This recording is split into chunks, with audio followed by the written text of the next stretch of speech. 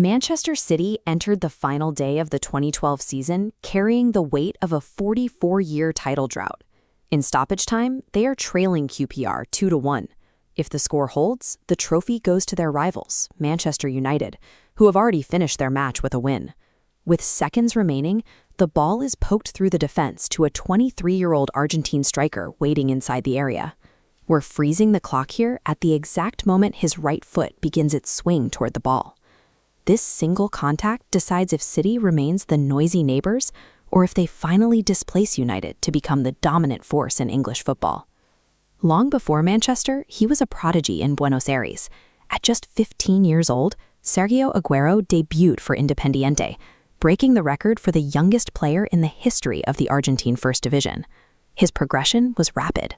By 18, Atletico Madrid paid €20 million to bring him to Spain, a club record fee for a teenager who had yet to play a minute in Europe.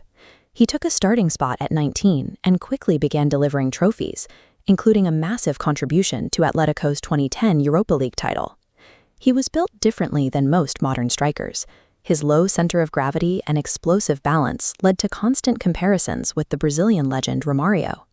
For a rebuilding Manchester City, he wasn't just a goalscorer. He was the clinical finisher they needed to bridge the gap between their history of failure and their ambitions for the top. City paid £35 million for him in 2011, and he provided an immediate return. In a 30-minute debut against Swansea, he managed 2 goals and an assist. Which brings us back to the 94th minute against QPR. Aguero's internal logic in that moment was precise.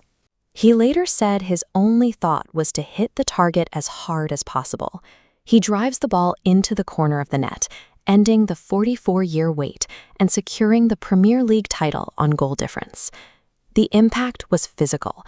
Players collapsed to the turf, while manager Roberto Mancini and his staff were pulled into a frantic celebration on the touchline.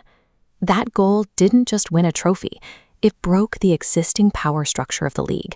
From that afternoon on, the path to the English title would run through the blue half of Manchester. Over the next decade, Aguero became the club's all-time record scorer, collecting 5 league titles along the way. This timeline shows his absolute peak efficiency. Against Newcastle, he scored 5 times in just 23 minutes, the fastest 5-goal haul in Premier League history. This chart plots elite strikers' total goals against minutes played. You can see Aguero's playing time was hampered by recurring injuries. But looking at efficiency, he sits at the top, maintaining the highest goals-to-minute ratio in Premier League history. His value to the club was simple. He offered a guarantee of world-class production whenever healthy enough to step onto the grass. In 2021, he departed Manchester as an icon, moving to Spain to join Barcelona for the final chapter of his career. Only 4 games into his time there, a sudden medical incident forced him off the pitch.